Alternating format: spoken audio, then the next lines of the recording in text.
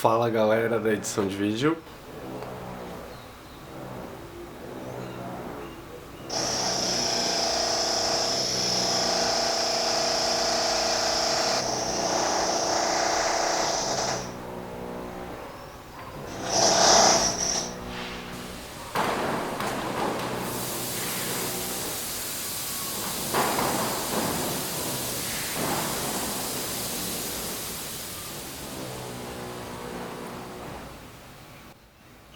Agora vai, hein? Fala galera da edição de vídeo, tudo bem com vocês? Aqui é Henrique e... Enfim, eu deixei esse comecinho para vocês verem um pouco do drama que está sendo gravar essas aulas. Porque é muito terrível.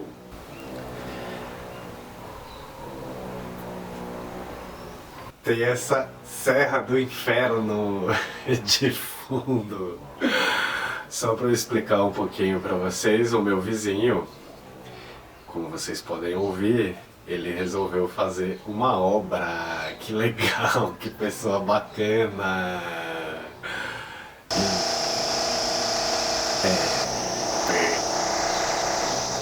E embora eu tenha tentado conversar com ele a respeito das aulas que eu tenho que gravar, é impossível. Ele pediu pra mim 15 minutos e já tá há meia hora sem parar com a serra e eu preciso gravar. Então, gente, eu peço desculpas pra vocês por esse inconveniente que, vez ou outra, vai entrar no fundo, no áudio. Eu espero que isso não nos atrapalhe muito. E queria dizer também, pedir para vocês não serem essa pessoa, né? Porque, francamente, estamos desde março em isolamento social. Grande parte das pessoas está trabalhando em home office, assim como eu. E é realmente muito insuportável, só piora a situação. Então, assim, eu realmente entenderia se fosse, sei lá, um encanamento que estourou. Mas não, ele está trocando azulejos e pisos e coisas assim, algo bastante desnecessário, e isso me aborrece muito. Então eu peço desculpas a vocês, em primeiro lugar, por esse desabafo, mas eu não pude evitar e vocês, enfim, essa serra vai ficar entrando ao longo do nosso encontro, então eu precisava dizer para vocês do que se trata esse barulho, e é isso. Bom, hoje eu também queria dar as boas-vindas aos aprendizes que estão chegando nesse semestre. Nós estamos começando o segundo semestre e devemos receber mais aprendizes no ateliê de edição de vídeo. Enfim, concentrando. Então, pessoal, sejam bem-vindos.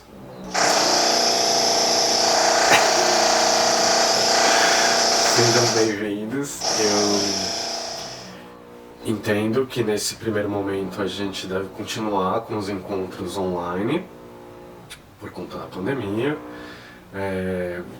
Nós todos vamos ter que nos habituar a essa serra deliciosa.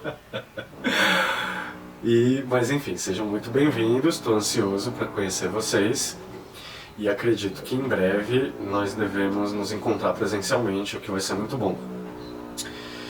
E de qualquer forma, no encontro de hoje, eu queria fazer uma breve história da montagem para vocês. Breve porque a gente tem muito assunto, isso certamente, enquanto história da montagem, isso certamente não vai se esgotar nos minutos desse vídeo.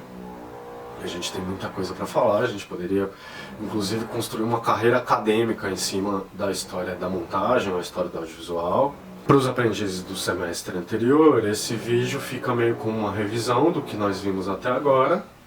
E para vocês que estão chegando, é um pouco um ponto de partida para as nossas discussões daqui para frente. É mais ou menos esse universo que a gente vai trabalhar. Enfim, recadinhos eu deixo para quando a gente estiver presencial ou no nosso grupo de WhatsApp, que em breve vocês farão parte também. E, enfim, é isso. Vamos começar então? Eu tenho aqui uma colinha no meu celular que tem muitas coisas para falarmos hoje. Então, para eu não me perder, é importante ter essa colinha. Edição de vídeo, basicamente, é o processo de cortar e rearranjar múltiplos clipes de vídeo em ordem para você criar um novo vídeo. Para a galera que está um pouco mais avançada, edição de vídeo também pode significar inserção de grafismos, de textos, de animações, outros elementos além do vídeo, e também colocar música, efeitos sonoros, coisas desse tipo. Tudo isso faz parte do que nós chamamos de edição de vídeo. Mas você pode estar se perguntando como foi que tudo começou. Então, vamos dar uma olhada. Bom, começou mais ou menos quando um fotógrafo chamado Edward Muybridge, ele estava fazendo uma pesquisa e ele queria provar uma aposta de que o cavalo, quando galopava, chegava um momento em que ele tirava as 4 patas do solo. Para provar essa aposta, ele colocou 15 câmeras, mais ou menos, ao longo de uma pista de corrida de cavalos e tirou essa sequência de fotos. Como vocês podem ver, ele realmente comprovou que o cavalo tira as 4 patas quando ele está galopando.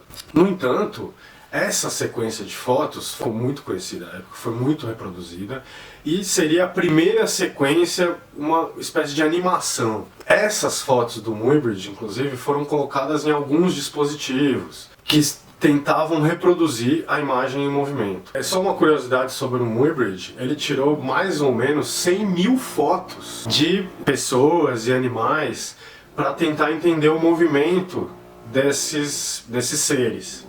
Muitos dispositivos, na época do Muybridge, foram criados para reproduzir essas imagens em ordem a criar a ilusão de movimento, ou seja, reproduzir o movimento que efetivamente acontecia quando as imagens eram criadas. A gente poderia falar também que, num tom anedótico, é claro, que essas sequências do Muybridge seriam uma espécie do primeiro GIF animado.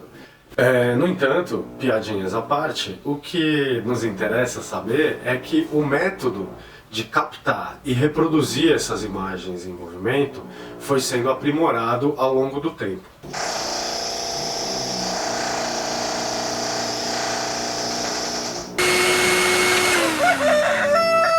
Gente, sobre essa serra, eu queria só fazer mais um comentário, que assim, eu não sei... Eu já tentei conversar, né, com o vizinho, já tentei explicar para ele a situação e infelizmente o diálogo não resolveu. Às vezes eu fico pensando que eu deveria tentar uma coisa meio Poderoso Chefão, sabe, como nessa cena aqui.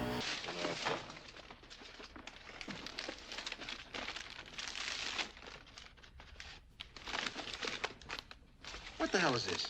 That's a Sicilian message. It means Luca Brasi sleeps with the fishes.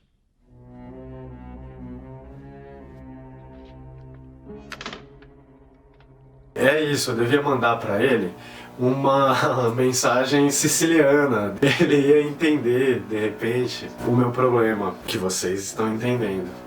Enfim, era isso. Um parênteses. No fim do século XIX, a câmera de cinema foi inventada.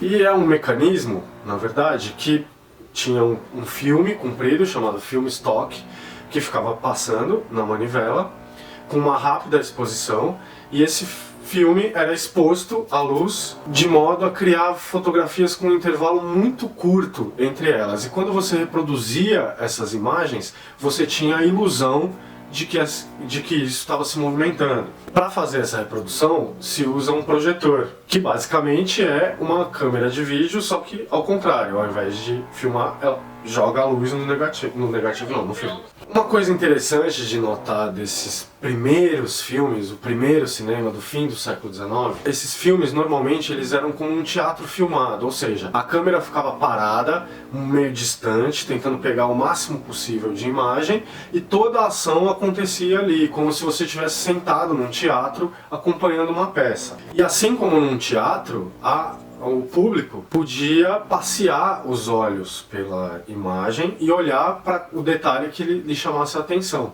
Mais pra frente, artistas como Georges Méliès, que é um cineasta do primeiro cinema bastante conhecido, bastante relevante, começaram a explorar alguns recursos que envolviam parar a filmagem e recomeçar.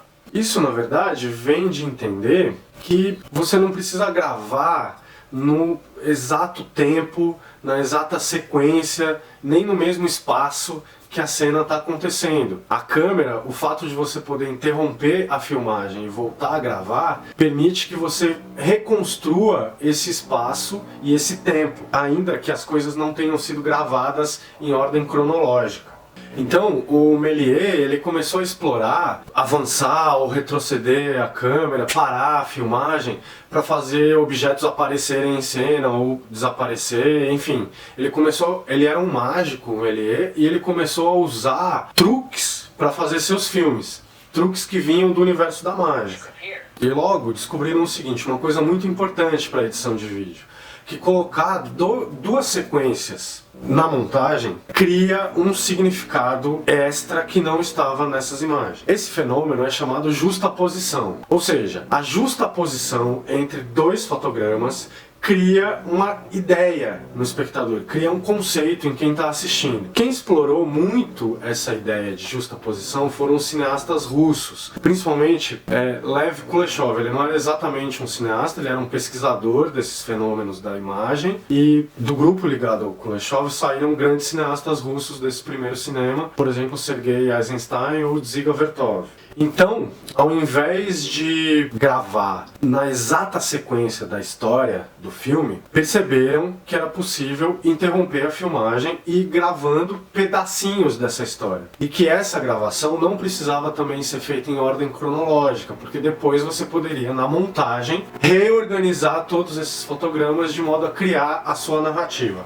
Esse processo de reorganizar ficou conhecido como montagem. E por que montagem? Porque significa que fisicamente você tinha que cortar os pedaços desses fotogramas e depois colar novamente num processo bastante artesanal, manual, para criar o seu filme. Esse processo de pegar pedaços de filme, cortar, colar, isso permaneceu largamente usado até o surgimento da TV e do vídeo. Aí só um parênteses, os termos filme e vídeo hoje em dia são usados basicamente para dizer a mesma coisa.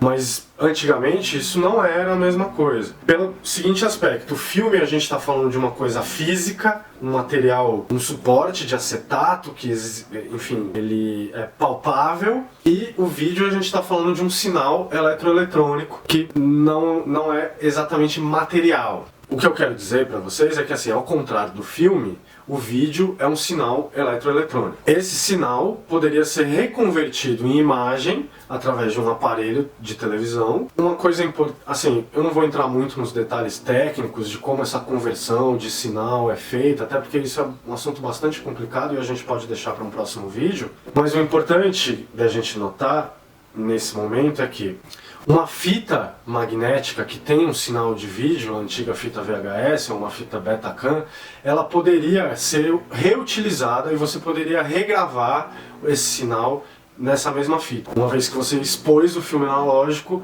não pode usar novamente. Uma coisa que vocês talvez não saibam é que, assim, é possível você cortar essa fita eletromagnética e fazer uma edição num sentido muito semelhante à edição, à montagem de vídeo. Acontece que, como a gente está trabalhando com um sinal eletromagnético e não com fotogramas, essa edição era muito complicada, precisava de um microscópio para ser feita. Como era muito caro, como era muito trabalhoso, porque você não podia prejudicar o sinal que estava na fita na hora de fazer esse corte, não era um procedimento muito utilizado, mesmo naquela época. Mais pra frente, com o desenvolvimento da tecnologia, isso permitiu que os equipamentos de vídeo gravassem, pausassem e regravassem em outra fita esse sinal audiovisual. Isso sem necessidade de você ter que cortar fisicamente a fita.